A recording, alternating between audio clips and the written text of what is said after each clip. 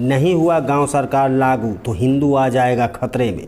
CV Pandey, राष्ट्रीय अध्यक्ष भारत परिषद संगठन के राष्ट्रीय अध्यक्ष और उच्च न्यायालय के पूर्व न्यायाधीश चंद्रभूषण पांडे ने कहा कि गांव सरकार के लागू होने पर ही गरीबों को न्याय मिलेगा, भारतीय संस्कृति की रक्षा होगी और अन्याय भ्रष्टाचार पर लगाम लगेगी। सगड़ी तहसील के आंखीपुर बाजार स्थित एक मैरिज हॉल में भारत परिषद के 33वें स्थापना दिवस को संबोधित करते हुए उन्होंने कहा कि हमारा संगठन सदैव अन्याय, शोषण व भ्रष्टाचार के विरुद्ध आवाज उठाने का कार्य किया है। संगठन का प्रमुख मुद्दा गांव सरकार लागू कराने का है। इसके लिए लगातार प्रयास किया जा रहा है। गांव सरकार के लागू होने पर गांव के हर कोने कोने तक विकास का कार्य होगा। हर पात्र को उसका हक आसानी से मिलेगा। संस्कृति को बचाने के लिए जितनी कठिन लड़ाई और उत्पीड़न हमारे पूर्वजों ने सही, उसकी कल्पना भी नहीं की जा सकती। वर्तमान सेकुलर शिक्षा नीति न केवल छलावा करती है बल्कि वास्तविक अतीत तक जाने में हमारे सामने सबसे बड़ा रोड़ा बनकर खड़ी है, जो बड़ा ही दुर्भाग्य है। गांव सरकार लागू नहीं हुआ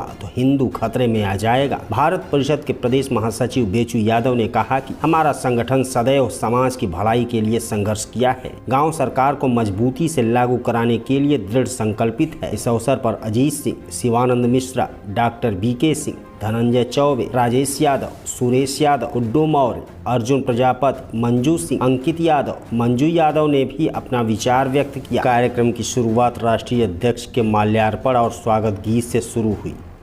पांडे है और मैं भारत परिषद और नैतिक पार्टी का राष्ट्रीय अध्यक्ष हूँ और आज 33वां भारत परिषद का स्थापना दिवस है।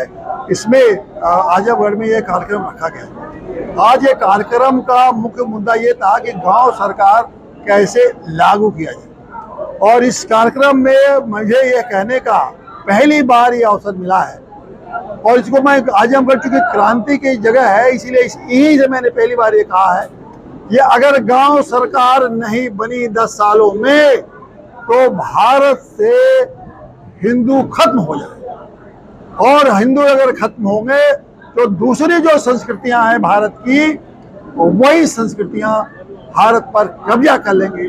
भारत में तमाम बहुआमी एक संस्कृति नहीं है, भारत में कई संस्कृतियों का केंद्र है, लेकिन हिंदू अगर नहीं रहेंगे तो बाकी संस्कृतियां नहीं रहेंगी। सिर्फ एक संस्कृति जो भारत पर कब्जा कर लेगी वही रहेगी। हिंदू को सर कैसे बचाया जा सकता है? और ये इसका मैंने यही कहा कि भारत के जो गांव हैं यही भारत के जो रहन सहन है, भारत के लोगों का तरीका है, वो सब भारतीय और हिंदू संस्कृति से ही बनता है।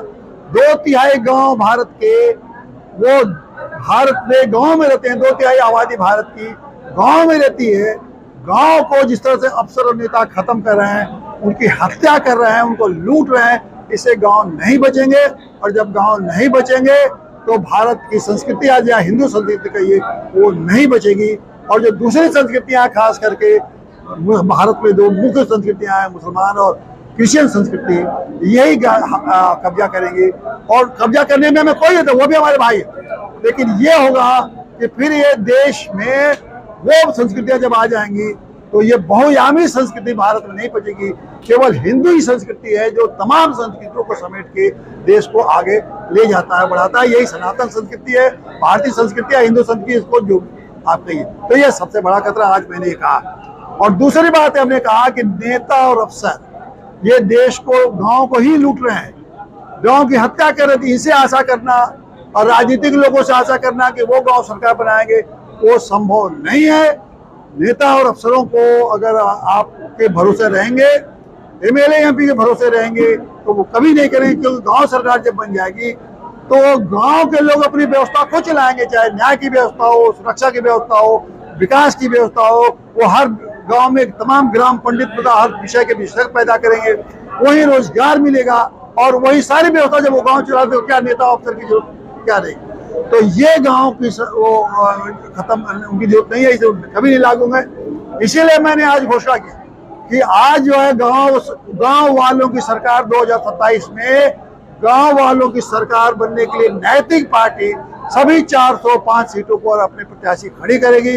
हम गांव के लोगों को चुनेंगे और उनको लड़ाएंगे और गांव वालों से कहेंगे कि आप उनको जिताइए। और उसके लिए 4 मुद्दे हमने रखा है। पहला मुद्दा यह है कि गरीबी मिटाएंगे। हर गरीब व्यक्ति को हम लोग उसी दिन जिस दिन हमारी सरकार बनेगी 10,000 रुपए का रोजगार देंगे, मुफ्त नहीं देंगे। हर 60 साल के ऊपर हमारे वृद्ध लोग हैं, उनको 5-5 हजार के गरीब लोगों को हम उनको सम्मान राशि देंगे। दूसरा, हर 20 गांव में एक ऐसा केंद्र बनाएंगे जो हमारे युवक युवतियां सारे जो शहर में जो ज्ञान का, शिक्षण का, तकनीक का जितना भी शहरों में उपलब्ध है उन्हें अपने गांव के पास भी मिल जाए। तीसरा है कि हम बिल्कुल शराब को, जो शराब के ठेके हैं, देसी शराब के ठेके, उसको बंद करेंगे ताकि हमारी माता बहनाएं सम्मान से जिए। और उसकी जगह पर एक स्वास्थ्यवर्धक हम उनको रस का देंगे, या स्वास्थ्यवर्धक आप जूस कहिए, स्वास्थ्यवर्धक देंगे, ताकि उनको शराब की जिनको लत लग गई है वो भी खत्म हो जाए और वो फ्री देंगे। और उसके लिए गांव के लोगों को, माताओं बहनों को कहेंगे कि ऐसे जूस तैयार करें स्वास्थ्यवर्धक, और वही सारे शराबी जो है उनको थोड़ा बहुत उसमें नशा रहेगा लेकिन स्वास्थ्यवर्धक रहेगा। इससे गांव में लघु उद्योग का तैयार है। और सबसे बड़ी बात, हम गांव सरकार बनाएंगे। गांव सरकार से 200 लोगों का उसी गांव में रोजगार मिलेगा। जितने विषय 29 विषय हैं, उन 29 विषय पे उन लोगों को एक एक ग्राम पंडित बनाएंगे, जिसमें ग्राम पंडित का मतलब ब्राह्मण और पंडित नहीं, गांव के लोग जो हुनर वाले, उनको हर विषय का जिम्मेदारी देंगे। पशु का जिम्मेदारी वो ग्राम पंडित होगा, कोई कृषि ग्राम पंडित होगा, कोई उद्योग ग्राम पंडित होगा, उनको ग्राम पंडित बनाएंगे। तो ये होगा। इस तरह से हम इस 4 मुद्दे पर इस बार सभी विधानसभा के चुनाव से लड़ेंगे। इनको बेचू यादव हमारे हैं, सगड़ी विधानसभा से इनको लड़ाएंगे। और चूंकि आजमगढ़ की जमीन क्रांति की जमीन है, यहाँ क्रांतियां हुई हैं, यहाँ के बदलाव करने में बहुत सक्षम रहा है। देखेंगे कि लोग इस बार अगर बेचू यादव को जिताते हैं तो समझ लीजिए कि गांव वालों की सरकार बनेगी। और गांव वालों की सरकार बनते ही दिल्ली, लखनऊ में हर गांव में गांव की सरकार बनेगी। और गांव वाले अपने गांव को स्वर्ग बनाएंगे, जो चाहेंगे अपने गांव के लिए। सब संवैधानिक व्यवस्था है, कोई मेरे विचार नहीं है, ये कोई मेरी सोच नहीं है, ये संविधान की व्यवस्था है। संविधान को लागू करेंगे। मोदी जी ने जो सबसे बड़ी गलती की 10 सालों में, उन्होंने गांव को मिटाने का काम किया, उसके जगह पे इसको नकली शहर बनाने का काम किया। और बाकी जो पार्टी के लोग हैं वो ये तो कहते हैं कि संविधान की रक्षा करेंगे, लेकिन वो ये समझ में नहीं आ रहा है कि संविधान की जो व्यवस्था है उसको क्यों लागू कराने की बात क्यों नहीं कर रहे। तो इससे लोग मुक्त हो और अपने गांव के बारे में सोचें, अपनी सरकार बनावें। और गांव के लोगों की सरकार बनाने के लिए मैं हर नौजवानों को जो गांव में है, उनको जो गांव में रहते हैं उन्हीं को टिकट देंगे, नौजवानों को टिकट देंगे। और वही अगला आप 27 का विधानसभा गांव वालों का विधानसभा होगा, जिसमें गांव गांव के नौजवान विधायक रहेंगे, गांव के रहने वाले। और फिर देखिए वो कैसा प्रदेश बनाते हैं, कैसा गांव बनाते हैं। प्रदेश भी बनाएंगे, गांव बनाएंगे। अगर गांव प्रदेश बन गया तो भारत दुनिया का श्रेष्ठतम देश बन गया। मेरा नाम बेचू यादव और मैं समाजसेवी संगठन भारत परिषद का प्रदेश महासचिव हूँ और नैतिक पार्टी का भी प्रदेश महासचिव हूँ। आज यहाँ पे किस तरह का कार्यक्रम के आयोजन आपने कैसा? ये देखिए, जैसे भारत परिषद जो हमारा संगठन है, जो अन्याय, शोषण, भ्रष्टाचार के खिलाफ लड़ाई लड़ता है, उसका यह 33वां वर्षगांठ है, जो कि अन्य जिलों में कभी शाहजहांपुर मनाया जाता है, कभी बरेली में, कभी सीतापुर में। अब की बार राष्ट्रीय अध्यक्ष जी के निर्देश पर आजमगढ़ में यह प्रोग्राम रखा गया है। उसी संदर्भ में आज का यहाँ कार्यक्रम चल रहा है।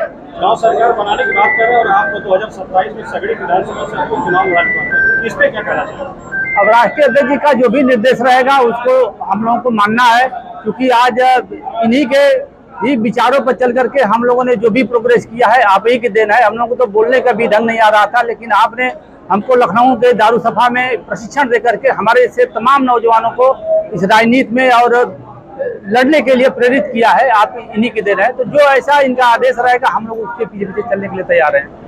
मधु सिंह बलिया से महिला प्रकोष्ठ अध्यक्ष भारत परिषद के हूँ और मैं महिलाओं के लिए कुछ करना चाहती थी बहुत पहले से, लेकिन इस संगठन में आकर के ये मुझे बहुत चीज़ें देखने को मिली और सच्चाई के साथ, ईमानदारी के साथ काम करने का मुझे अवसर मिला है। मैं आभारी हूँ अपने पिता स्वरूप चंद्रभूषण पांडे जी का आपके राष्ट्रीय अध्यक्ष जी गांव सरकार बनाने की बात कर रहे हैं 2027 में जी तो 403 विधानसभाओं पे अपना चुनाव लड़ाने का आप बलिया की महिला परिषद की जिलाध्यक्ष हैं, जी। इस पे क्या कहना चाहेंगे? ये बहुत बढ़िया उनका विचार है और हम लोग समस्त महिलाएं उनका पूरा सहयोग करेंगी और सपोर्ट करेंगी।